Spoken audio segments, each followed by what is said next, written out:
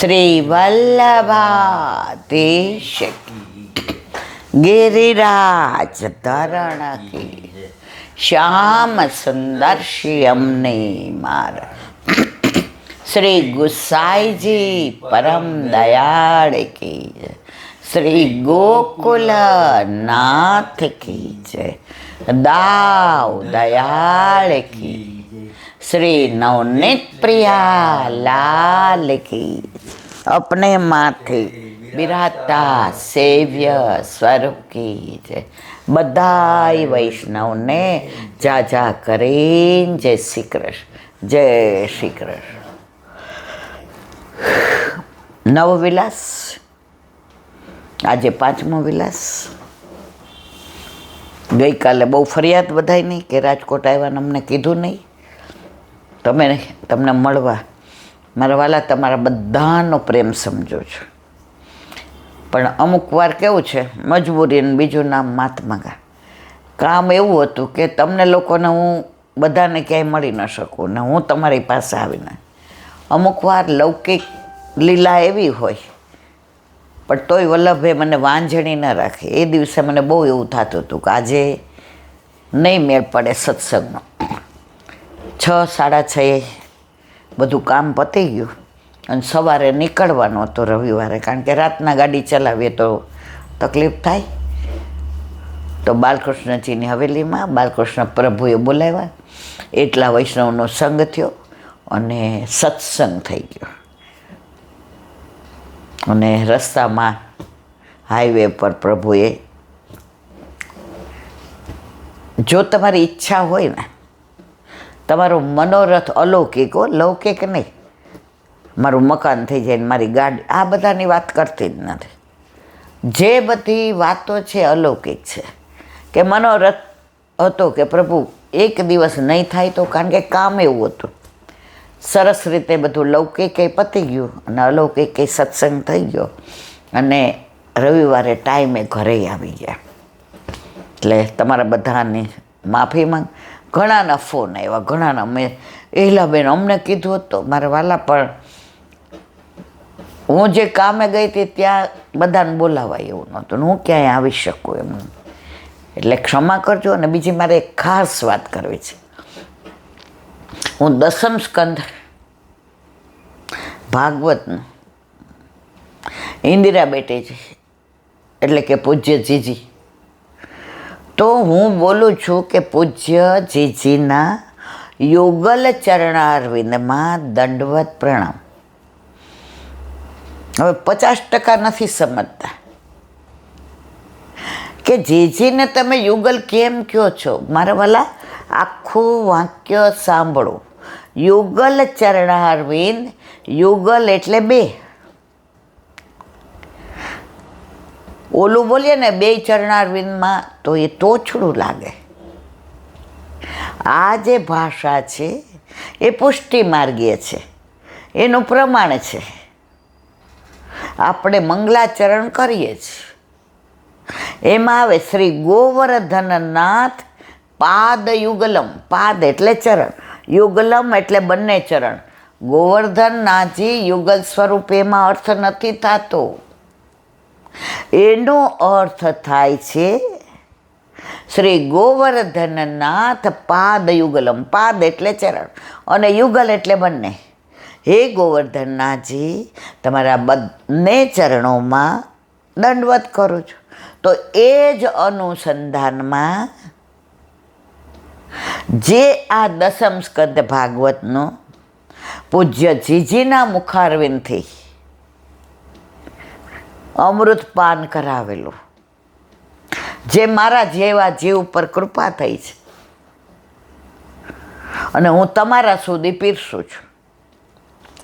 અહીંથી અહીંયા જ આપું છું મારી પાસે મારું કાંઈ નથી તો હું બોલું જ્યારે દસમ સ્કંદ વાંચું ત્યારે બોલું પૂજ્ય જીજીના યુગલ ચરણારવિંદમાં દંડવત પ્રણામ।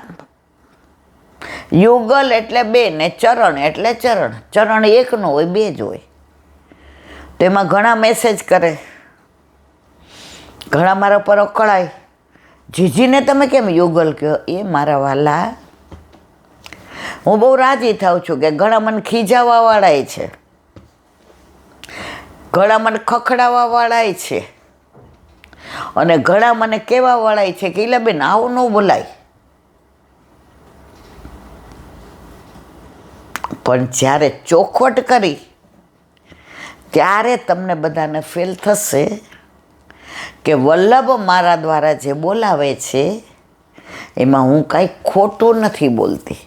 જો તમે બધા સાચા છો, હું જ્ઞાની નથી, મારી પાસે કોઈ જ્ઞાન નથી, નોલેજ નથી.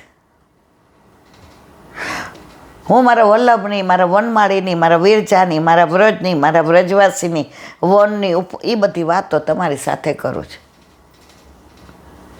મારી પાસે કોઈ ઊંડું જ્ઞાન નથી મારા વાલા. એટલે આવી રીતે મને ઠમઠોરતી રહેવું. પરંતુ જ્યારે જ્યારે આવું થાય ત્યારે સામેવાળા ખખડાવવાવાળાને પછી અફસોસ થાય કે આવું ન કરાય ઈલાબેનને. પણ સારું, મને એવું તુચ્છ વૈષ્ણવ માને છે ને કે ખખડાવીને, મેસેજ કરીને, વોઇસ મેસેજથી આવું ના બોલાય. જીજીમાં યુગલ ચરણારવિંદ, જીજી તો એકલા જ હતા, થોડા લગ્ન કર. અરે મારા વાલા, આખી દુનિયા જાણે છે તો એ વાત હું તો આમાં ના કહું ને. તો યુગલ ચરણારવિંદ એટલે, યુગલ એટલે બે. જુઓ, 3 વાર બોલું છું મારા વાલા. યુગલ એટલે બે, આપના બંને ચરણાર.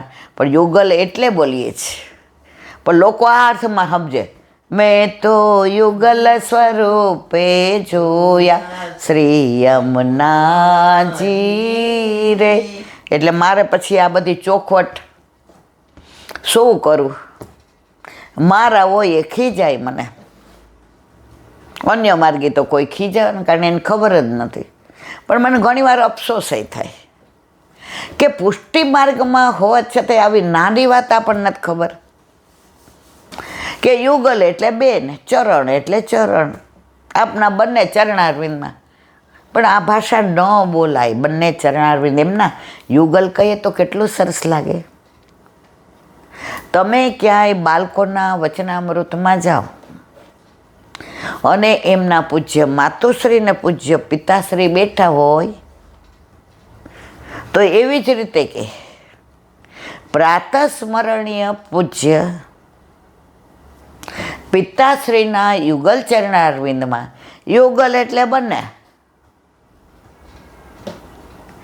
એટલે આજે આમ અઠવાડિયાથી 15 દીથી વમળો હતા અને હું ભૂલી જતી હતી મેન્શન કરવાનું, ખુલાસો કરવાનો. એટલે બધાને એમ થતું હતું કે ઈલાબેન વાંકમાં છે. વાંક તો તમે જુઓ તો મારા ઘણાય છે, પણ આમાં એવું નહોતું. એટલે ભલે જેણે ખખડાવ્યા એનાથી હું રાજી છું, જેણે અકળાવી એનાથી રાજી છું, અને જેણે મને એવું કીધું હોય કે તમને કાંઈ ખબર પડતી નથી એનાથી હું રાજી છું. પણ છતાંય હકીકત આ છે. એટલે આજે જ્યારે દસમ સ્કંદનું પાન કરીએ અને હું ભાગવત ભગવાન કી જે બોલું અને પછી જીજીને દંડવત કર્યા સિવાય એમનો ગ્રંથ મારે કેવી રીતે વાંચવો, અને જ્યારે હું એમ કહું કે પૂજ્ય જીજીના યુગલ ચરણારવિંદમાં દંડવત પ્રણામ, તો હવે મારા વાલા બીજું કંઈ ન સમજતા, ગેરસમજ ન કરતા. યુગલ ચરણારવિંદ એટલે બંને ચરણારવિંદમાં હું દંડવત કરું છું. ઘણા તો મારા પર એવા અકળાયા હતા ને, મને બહુ મજા આવે છે, મને આનંદ આવે છે કે મને ઠમઠોરવાવાળાય ઘણા બધા છે, મને ખીજાવાવાળાય છે. તો જો હવે આવી કાંઈ ભૂલ થાય તો પાછા તમે તમારે કહેજો. પણ આમાં એ ભૂલ નહોતી, આમાં આ હકીકત છે. બોલો વલ્લભાધીશ. આજે 5મો નવવિલાસ. પાંચો વિલાસ કિયો શ્યામાજો કદલી વન. આજે વિલાસનું વન કયું? કદલી વન.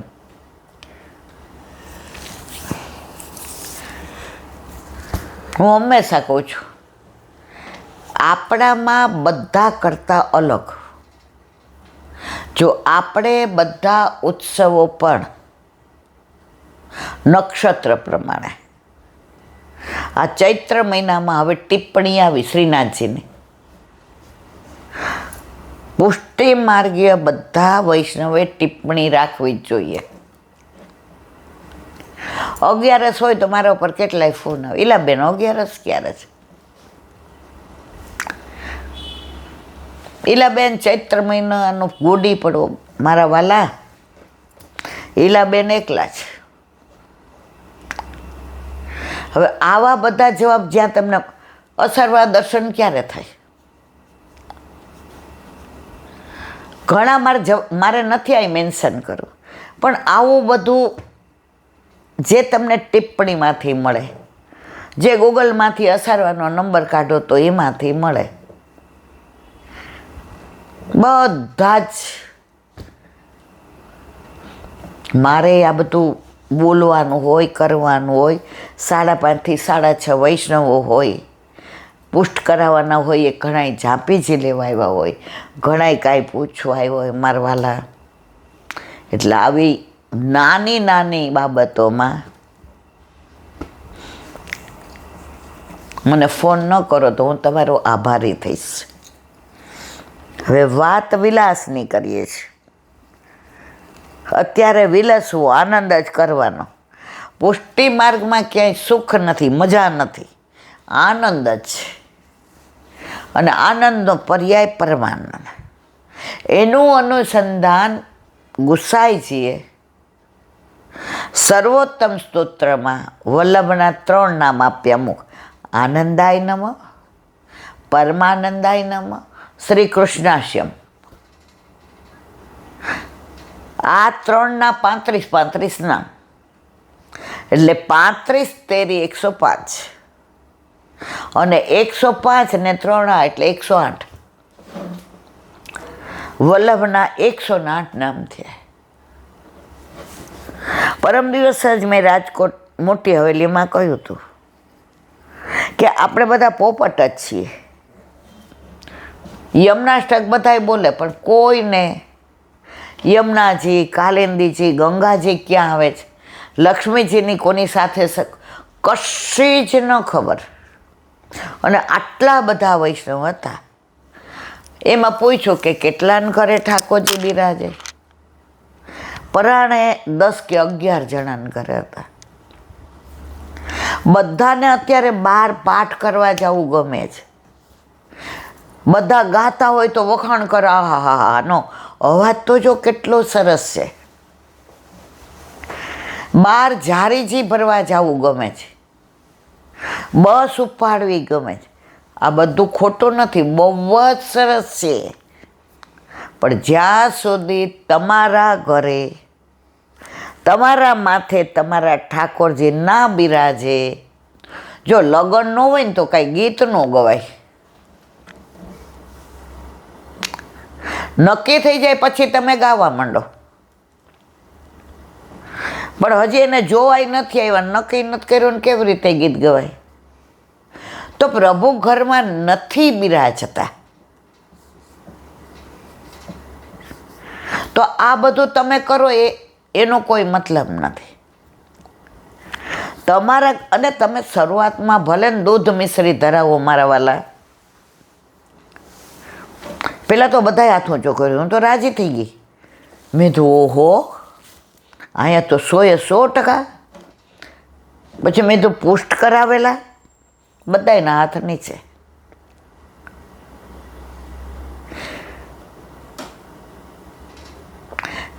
તમારે પુષ્ટ ન કરાવ હોય તો બ્રહ્મ સંબંધ લેવાય જ નહીં.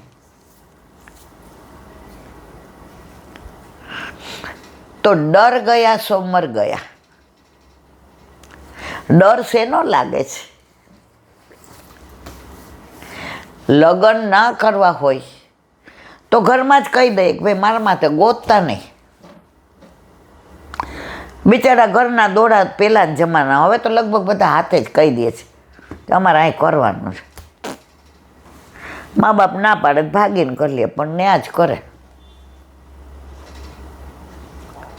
કરવા જ છે તો સાસરે તો જવું પડે, અને ના જાવ તો ઘર જમાઈ આવે.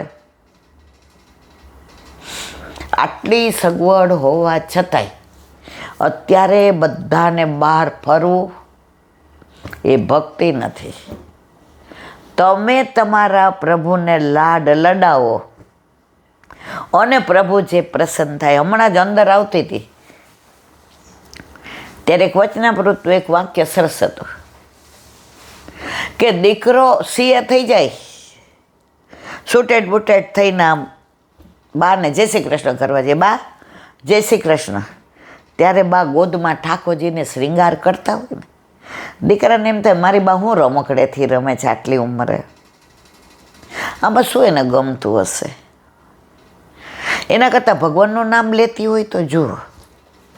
અને બા તો મજાના ઠાકોરજીને સ્નાન કરાવતા, શ્રીંગાર કરતા, કીર્તન ગાતા હોય. કરમોદકમાં ખણ મિસરી લે, કુંવર કે સંગ ડોલત નંદરાની, મિસ કરી પકડી નવાયો ચાહત, બોલત અમૃત બાની, ખિલોના એક તાત ઝુલાએ, બલજ ઉઠ ભોગ સિંગાર મૈયા સુન મોકો શ્રી, વિઠ્ઠલ નાથ કે હાથ કો ભાવે, નેકે નિવાય સિંગાર કરત હો, આછી રુચિ સમોહી પાગ બંધાવે, તાતે સદાય ઉહાય રહત હો, તું ડરી માખન દૂધ छिपावे, ચિત્ત સ્વામી ગિરિધરન શ્રી વિઠ્ઠલ, નિરખી નયન ત્રય તાપ નસાવે. બા તો પહોંચી ગયા હોય, નંદબાવન ડેલીને ગોદમાં ઠાકોરજીને ગોપીઓ આવી હોય ને, ઠાકોરજીને દર્શન માટે લાલાયત હોય ને, સખાઓ બૂમ પાડતા હોય જલ્દી તૈયાર થઈ જાય, હાલ ગાયો ચરાવવા જવું છે. ગાયો ખીરકની અંદર ભંભાળતી હોય, ઓહો, અને બછડા રાજી થતા હોય કે હા હમણાં પ્રભુ અમને સ્પર્શ કરશે. બા એ લીલામ તન્મય હોય ને, આને એમ થાય બાને શું મજા આવતી હશે.